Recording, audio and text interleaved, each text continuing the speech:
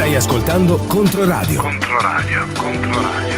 FM, DAB, streaming, social, web. Condividila con chi vuoi. Questa è Controradio. Le 8:40, puntuali, siamo anche su Controradio TV, dunque anche sui nostri canali cross-mediali, come anticipato qui nei nostri studi la sindaca di Firenze, Sara Funaro, che salutiamo, ben trovata. Bentrovati, buongiorno a voi. E allora, un anno di mandato, una legislatura iniziata appunto un anno fa e quindi è tempo di bilanci, lei lo sta facendo sulla stampa locale, già annunci importanti ma anche cose già fatte in questo anno, ne parleremo in questo focus di approfondimento, però le chiedo sindaca rispetto alla sua precedente esperienza di assessora, ecco, quali sono le lenti adesso con cui guarda, vede e vive la città da sindaca? Beh, allora diciamo che tra il ruolo di assessore e il ruolo di sindaca cambia completamente la prospettiva. Intanto come responsabilità, perché comunque quando fai l'assessore ti hai il sindaco che poi alla fine tira le fila e prende le decisioni. In qualche maniera quando fai l'assessore ti giri, ti guardi dietro, hai sempre qualcuno dietro. Io la racconto sempre con una metafora, è come quando fai l'assessore te hai qualcuno che tiene il paracadute per te. Oggi che sono sindaca sono io che tengo il paracadute per gli altri, per cui l'ultima parola spetta al sindaco, le decisioni spettano al sindaco. È ovvio che il senso di responsabilità lo senti molto molto più forte. Hai anche il lato che è il lato positivo di poter guardare la città a 360 gradi, per cui non solo settore per settore, ma riuscendo a vedere quanto è importante lavorare in tutti gli ambiti per dare le risposte ai cittadini. Nella mia esperienza precedente io ho fatto l'assessore alla scuola, al sociale, alla casa, alla sanità, ho avuto varie deleghe che sono pezzi importantissimi, perché sono i pezzi in cui si danno le risposte dei servizi ai cittadini, i servizi più delicati, che sono quelli che vanno dai bambini fino ai nostri anziani.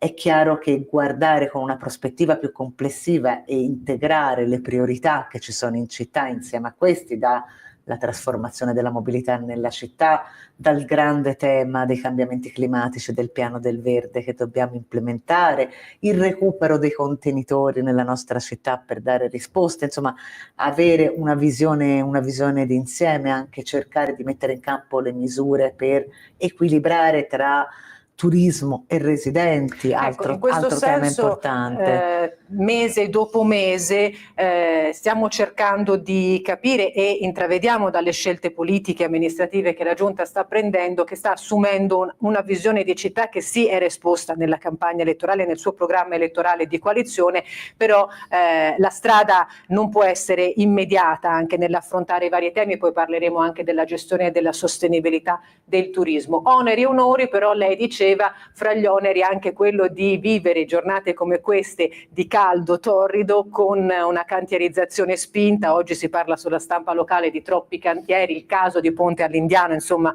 che fa arrabbiare un po', ne parlavamo ieri con l'assessore Giorgio. Cosa succede in città? Di positivo una cantierizzazione, quella tranviaria, che sta procedendo senza neanche troppi sconvolgimenti per quanto riguarda la circolazione, però ci sono casi come Ponte all'Indiano, via Bolognese. Allora, diciamo che noi siamo consapevoli che quando ci sono tanti cantieri in corso si crea una situazione di complessità. Parto dalle linee delle tranvie, lo hai appena detto.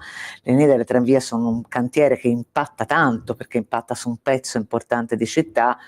Noi stiamo cercando di accelerare il più possibile, i cantieri stanno guardando il cronoprogramma, viaggiando nei tempi stabiliti e ovviamente lavorando per dare anche delle risposte ai cittadini, con i parcheggi alternativi, con gli incentivi al commercio che ha sofferenza nel pezzo del cantiere.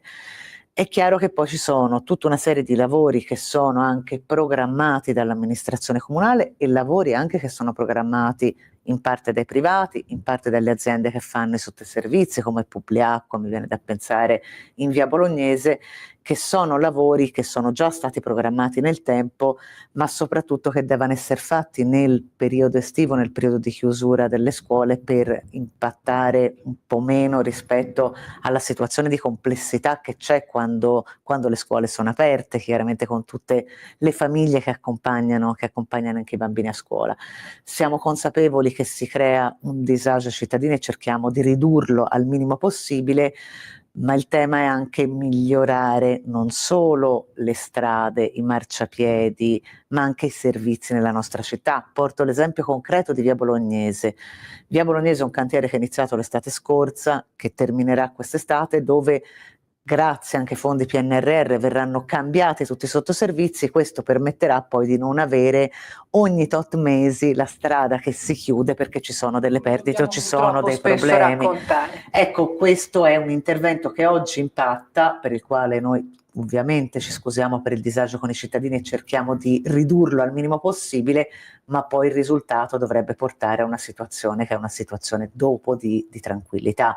Il nostro obiettivo è quello. Difficile gestirla anche in altri momenti, Ponte all'Indiano, ecco, pensando comunque il viadotto è uno snodo fondamentale comunque sempre. Anche il viadotto dell'Indiano è uno snodo fondamentale. Noi quello che stiamo cercando di fare ora è avere una cabina di regia con tutti quelli che fanno gli interventi, per cui non solo gli interventi dell'amministrazione comunale, ma anche quelli degli altri enti, Toscana Energia, Publiacqua e tutti gli altri che fanno i sottoservizi, all'interno anche della Smart City Control Room, dove da una parte ci sono i lavori che sono programmati, dall'altra parte poi ci sono i lavori che sono dati dalle urgenze e cerchiamo di fare in modo che questo impatti il meno possibile. Sappiamo che durante questa fase estiva, e come sempre accade nelle fasi estive, un po' più di sofferenza c'è.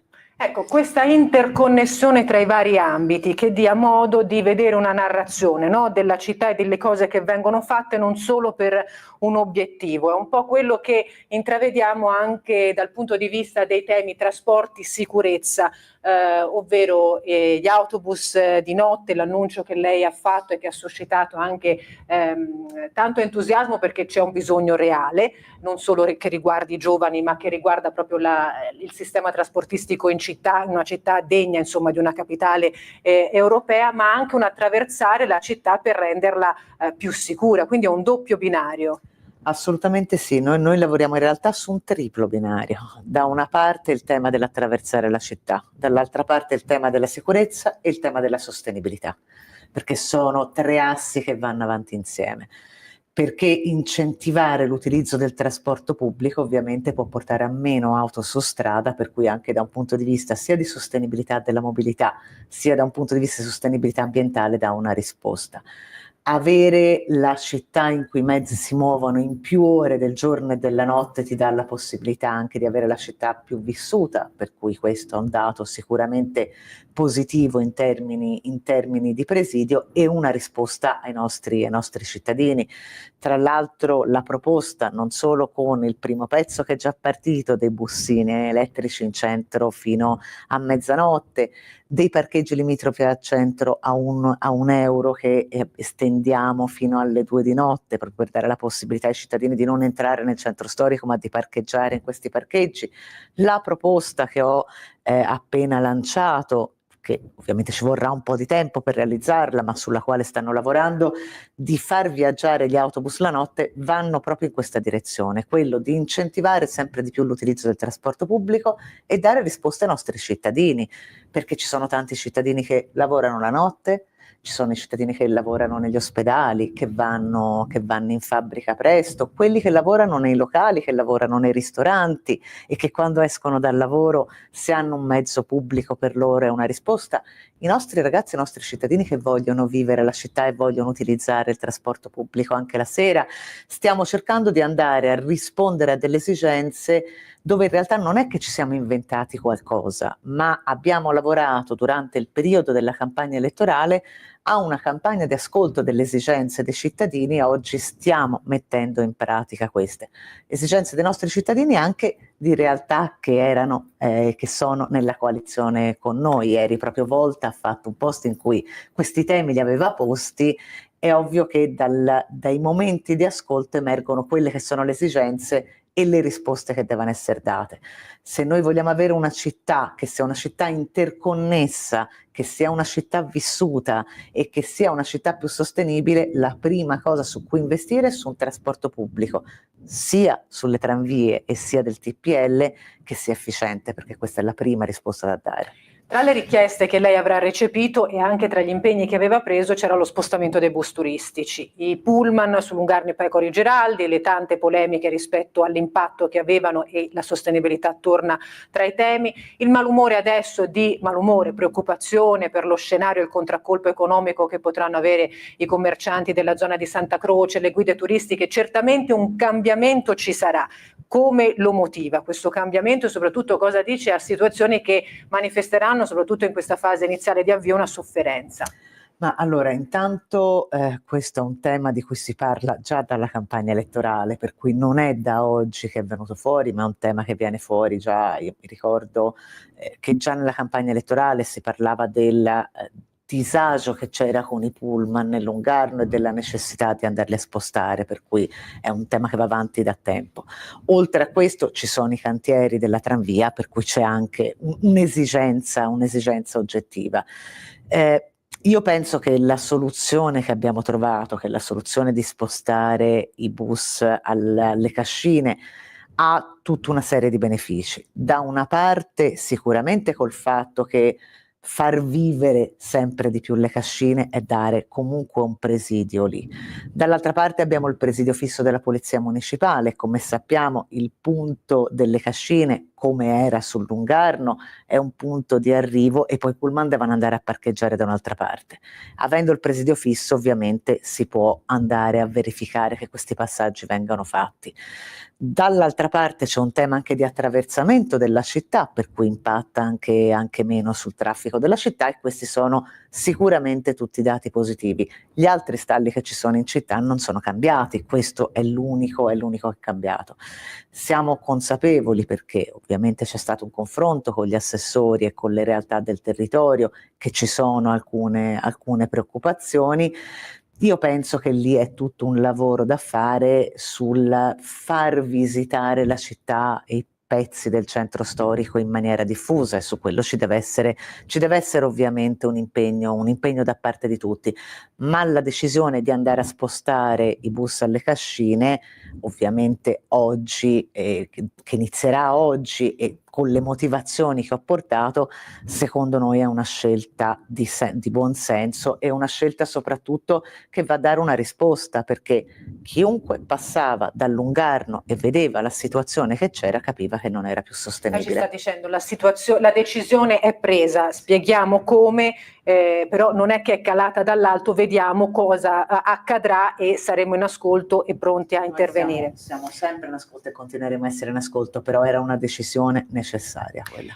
Abbiamo poco tempo, i temi sono tanti, ma cerchiamo di focalizzarne alcuni che abbiamo trattato tanto in questo anno: gli affitti turistici, abbiamo avuto anche una rubrica sulla sostenibilità della gestione turistica e l'accessibilità dell'abitare, importanti stanziamenti sul fronte dell'edilizia popolare, appunto del far tornare la residenza, argomento importante in tema di vivibilità, e della gestione appunto dei flussi. In tutto questo spesso si dice potevamo fare di più prima, nel senso il flusso turistico e l'impatto che Firenze ha avuto forse non ha saputo gestirlo sufficientemente nel pregresso, e ci troviamo in una situazione in cui in qualche modo adesso si deve mettere una toppa. Ma è veramente una toppa o è proprio una nuova visione del pensare Firenze come città d'arte e città di vita? Ma allora, in realtà c'è stato un cambiamento in tutte le città, soprattutto nella fase dal pre-Covid al post-Covid. Abbiamo visto un cambiamento che è stato un cambiamento radicale nella fruizione delle città, e lo vediamo anche dai numeri che sono aumentati sempre di più. Basta pensare che nel 2024 noi abbiamo avuto su Firenze 15 milioni di turisti, che sono numeri importanti per una città di 370.000 abitanti e con un centro storico così piccolo. Diciamo che erano iniziati già nel mandato precedente tutta una serie di provvedimenti per mettere un freno. Oggi noi abbiamo da una parte degli strumenti nuovi che possiamo utilizzare, e questo è un tema non banale, perché noi abbiamo una legge regionale che ci sta permettendo di poter andare a regolamentare il settore, per cui oltre a ribadire, faccio un esempio, lo stop in area UNESCO, oltre a fare la battaglia sulle K-Box, che secondo me è una battaglia sensata. Ad oggi noi stiamo andando avanti sulla questione del decoro, ma io sono convinta che vada trovato un modo anche dopo la sentenza per affrontare il fronte della sicurezza, perché quello non è un tema secondario.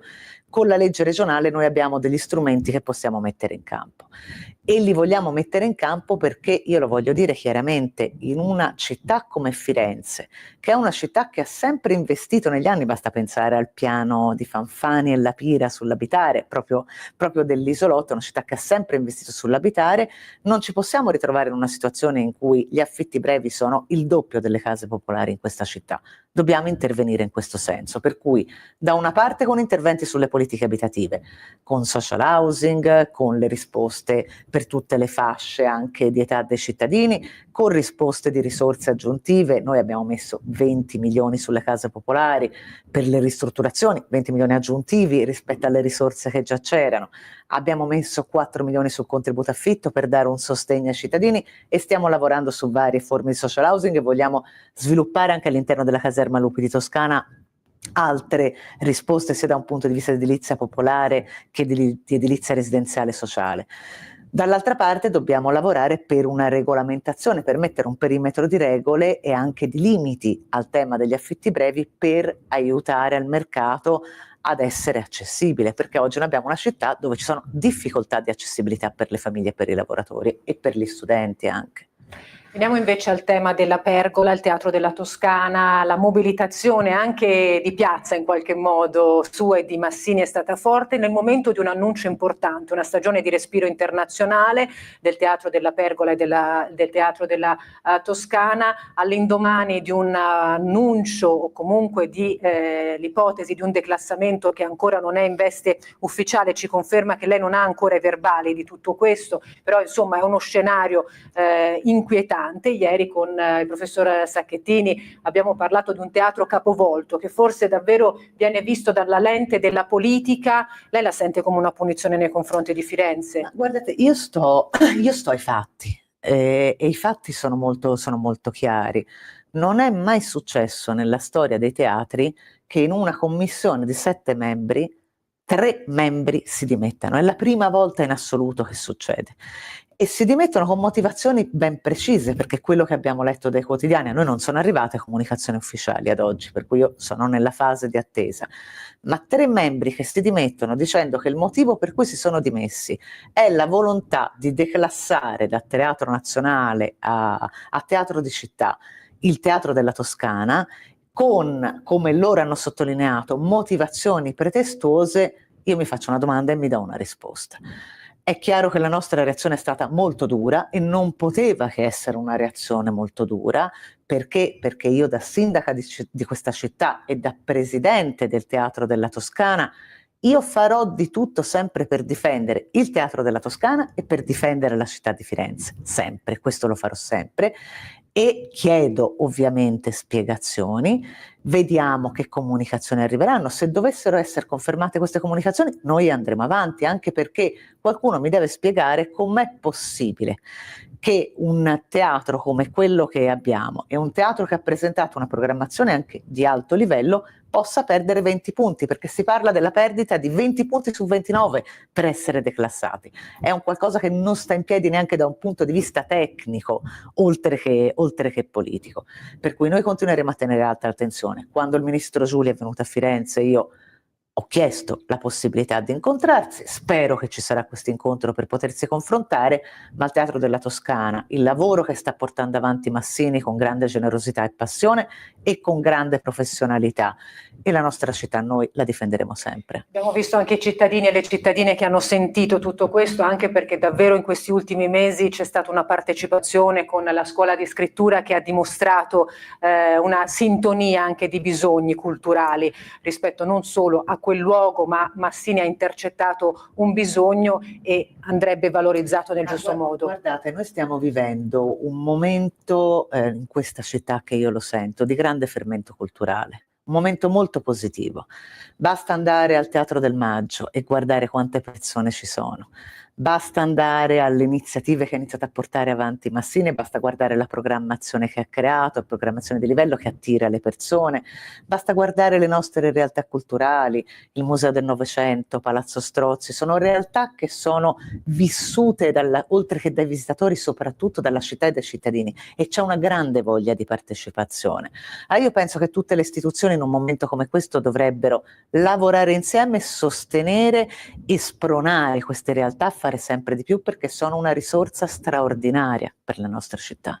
Abbiamo davvero 2 minuti in conclusione, però noi questa settimana concluderemo una rubrica importante per la radio, che è stata un 25 novembre al mese, uno spazio che tornerà nella prossima stagione per creare strumenti di una diversa narrazione contro la violenza di genere. Abbiamo capito anche attraverso i contributi di questa stagione che occorre andare oltre la cronaca dei fatti e la spiegazione dei singoli episodi, tornare davvero al bisogno di cultura, di prevenzione e anche a spazi in cui uomini e donne possano condividere i momenti di fragilità, di recupero delle affettività, relazioni che devono essere affrontate soprattutto da un punto di vista delle giovani generazioni. La Casa delle Donne in tutto questo ha compiuto pochi mesi fa il suo compleanno. È un fiore all'occhiello perché è veramente viva. Anche questo è stato uno sforzo che viene dalla precedente amministrazione, ma davvero sta vedendo una nuova stagione. È importante come strumento. Questo è uno strumento importantissimo, tra l'altro un progetto molto voluto da tutta la giunta precedente, che oggi stiamo sostenendo ancora, perché è uno spazio di confronto, non solo di erogazione di servizi, perché su quello noi stiamo lavorando e continueremo a lavorare, ma uno spazio soprattutto di confronto da un punto di vista culturale, perché sul tema delle donne abbiamo ancora tanto da lavorare. Lo vede chi ricopre ruoli apicali, lo vedono le cittadine che si confrontano. In campagna elettorale ha continuato a vederlo poi. L'ho visto in campagna elettorale, l'ho continuato a vedere, abbiamo ancora tanti passi avanti da fare. Porto un esempio concreto: se nel momento in cui si insedia una sindaca donna in città per la prima volta e viene cambiato il cartellino da sindaco a sindaca, e questo diventa motivo di ironia, vuol dire che c'è ancora tanto lavoro da fare. Se nei momenti in cui ci sono i confronti e non c'è l'abitudine a vedere una donna in un ruolo apicale, ci sono delle difficoltà e delle barriere da un punto di vista mentale, è qualcosa su cui lavorare. Se c'è il tema della conciliazione vita lavorativa e vita familiare delle donne ancora presente, vuol dire che abbiamo tanto da fare ancora, e abbiamo tanto da fare ancora anche su un tema di prevenzione, sulla violenza e su tanti altri temi.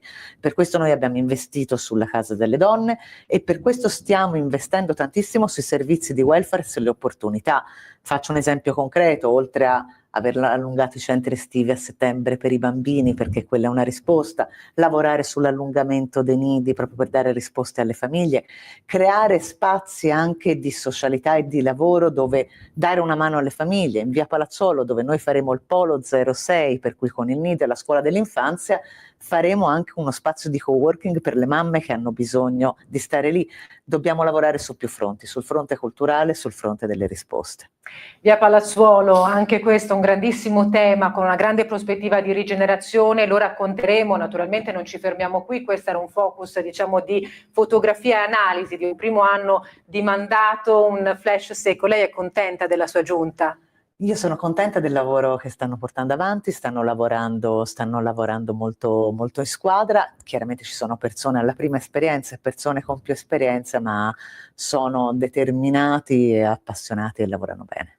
Grazie alla sindaca Sara Funaro, sindaca di Firenze, per essere stata con noi. Naturalmente la seguiremo al di là di anniversario, bilanci, in quello che verrà fatto, sempre in un confronto diretto anche insomma con gli ascoltatori, per mantenere un collegamento con la città e con il nostro pubblico. Grazie ancora. Grazie a voi.